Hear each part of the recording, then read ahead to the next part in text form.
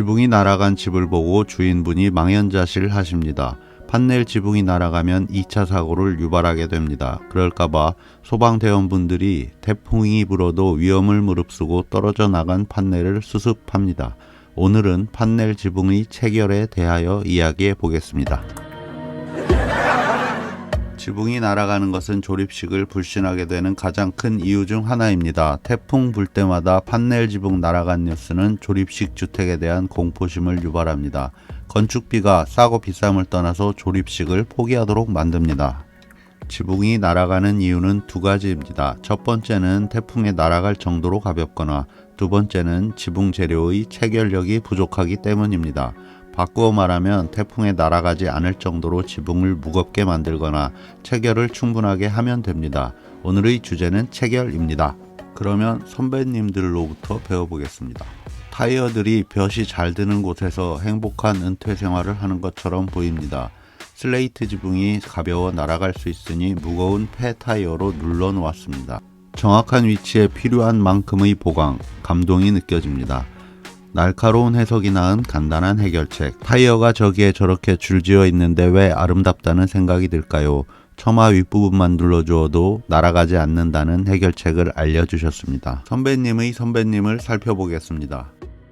대선배님께서 억새가 날아가지 않게 하는 법을 알려주셨습니다. 제주의 억새 지붕은 놀랍고 아름답습니다. 억새로 지붕을 덮고 억새로 새끼줄을 꼬아서 그물망처럼 덮고 밑단을 조여 놓으니 지붕이 날아갈 수가 없습니다. 재료, 모양, 제작 방식, 울컥할 정도로 감동적인 지붕입니다. 지붕이 안 날아가려면 첫 번째는 충분히 무거워야 하는데 샌드위치 판넬은 가볍습니다. 오늘 이야기 주제는 두 번째, 체결에 대한 이야기입니다. 체결이 실패하는 원인에 대하여 이야기하려고 합니다. 경량철골 주택에서 통용하는 지붕 체결 방법에 대하여 먼저 알아보겠습니다. 각 파이프로 뼈대를 짜고 뼈대에 지붕 판넬을 직결나사로 체결하는 방식을 대부분 쓰고 있습니다. 직결나사의 촉 부분은 드릴 역할을 합니다. 그래서 구멍을 뚫음과 동시에 나사를 체결하는 매우 편리한 발명품입니다. 직결나사는 판넬과 각 파이프 면을 관통한 후에 나사단이 각 파이프의 면을 물고 들어가게 됩니다. 시공자는 경험적으로 적당한 힘으로 조여서 밀착 체결합니다. 너무 세게 조여서 나사산으로 각 파이프의 구멍을 뜯어버리면 나사는 헛돌게 되고 체결력은 없어집니다. 그러면 다른 위치에 다시 체결하여야 합니다. 각 파이프가 충분히 두꺼우면 웬만한 힘으로는 그런 일이 일어나지 않습니다. 그러면 직결나사와 각 파이프 체결에서 발생할 수 있는 문제를 생각해 보겠습니다.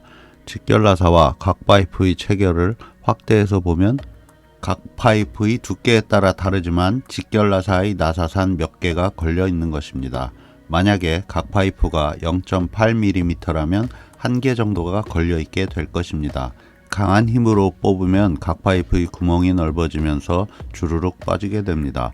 직결나사가 목재 같은 곳에 박히면 뽑히지 않을 테지만 각과는 구멍만 조금 뜯겨서 넓어지면 체결력이 없어지게 됩니다. 결국 지붕이 날아가는 것은 체결이 약화되고 항복하는 것입니다. 체결에 가해지는 스트레스들을 살펴보겠습니다. 저의 경험과 지식으로부터 나온 직관에 의한 것입니다. 틀린 부분이 있을 수도 있지만 참고할 가치는 있을 것입니다. 첫 번째는 집 뼈대 강성 부족으로 인한 진동마모입니다. 뼈대가 횡력에 대한 저항력이 부족하면 태풍이 불 때 판넬과 뼈대가 뒤틀리고 흔들리면서 직결나사와 각 파이프 접촉면에 마모가 일어나게 됩니다.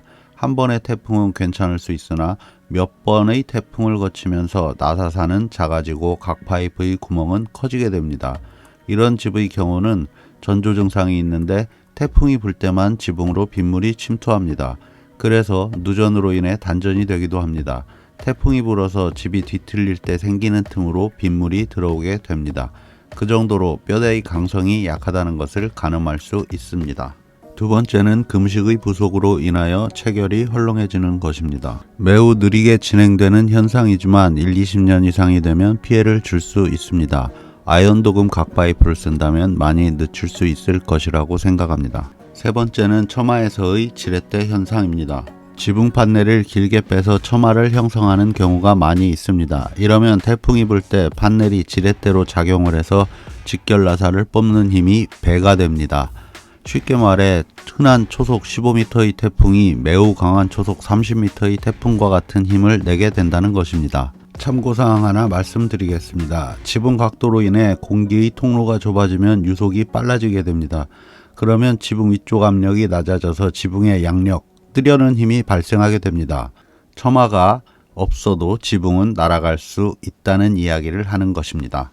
지금까지 지붕이 날아가는 이유에 대하여 이야기해 보았습니다. 그런데 이러고 끝나면 뭔가 이상한 것 같아서 해결책 하나를 생각해 봤습니다. 이 어르신은 이 지붕을 어떻게 수리하셨을까요? 처음과 같이 시공하면 또 날아갈 것 같습니다. 저희 집이라고 생각하고 어떻게 수리할까 고민해 보았습니다.